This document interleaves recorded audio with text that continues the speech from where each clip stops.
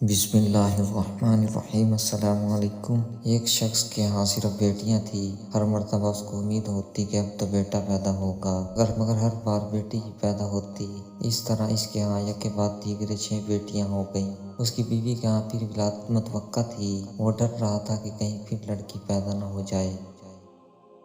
شیطان نے اس کو بہکایا، چنانچہ اس نے ارادہ کر لیا کہ اب بھی لڑکی پیدا ہوئی تو وہ اپنی بیوی کو طلاق دے دے گا۔ اس کی کچھ فہم پر غور کریں، بھلا اس میں بیوی کا کیا قصور؟ رات کو سویا تو اس نے عجیب و غریب خواب دیکھا۔ اس نے دیکھا کہ قیامت برپا ہو چکی ہے۔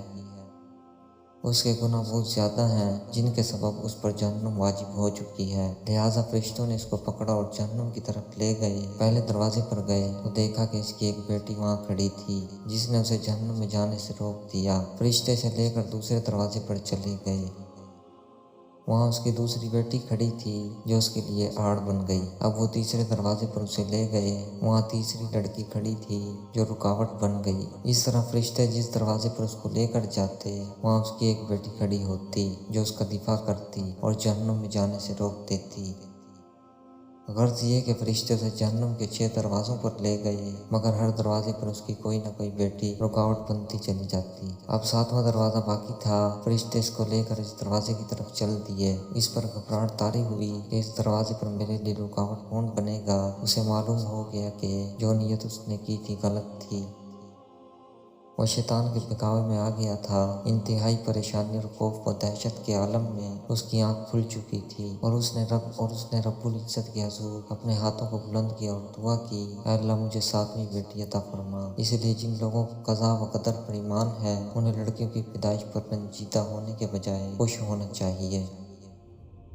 ایمان کی کمزوری کے سبب جن بدعقیدہ لوگوں کا یہ تصور بن چکا ہے کہ لڑکیوں کی پیدائش کا سبب ان کی بیویاں ہیں، یہ سراسر غلط ہے۔ اس میں بیویوں کا یا خود ان کا کوئی عمل دخل نہیں، بلکہ میاں بیوی تو صرف ایک ذریعہ ہیں۔ پیدا کرنے والی ہستی تو صرف اللہ وحدہ لا شریک ہے۔ وہی جس کو چاہتا ہے لڑکا دیتا ہے، جس کو چاہتا ہے لڑکی دیتا ہے، جس کو چاہتا ہے لڑکے اور لڑکیاں ملا کر دیتا ہے اور جس کو چاہتا ہے بانجھ بنا دیتا ہے۔ ایسی صورت میں ہر مسلمان پر واجب ہے اللہ تعالیٰ کی قضاء و قدر پر راضی ہو۔ اللہ تعالیٰ نے سورہ شعراء میں ارشاد فرمایا، آسمانوں کی اور زمین کی سلطنت اللہ تعالیٰ ہی کے لیے ہے۔ وہ جو چاہتا ہے پیدا کرتا ہے، جس کو چاہتا ہے بیٹیاں دیتا ہے اور جسے چاہتا ہے بیٹا دیتا ہے، یا پھر لڑکے اور لڑکیاں ملا جلا کر دیتا ہے اور جسے چاہتا ہے بانجھ کر دیتا ہے۔ وہ بڑے علم والا اور کامل قدرت والا ہے۔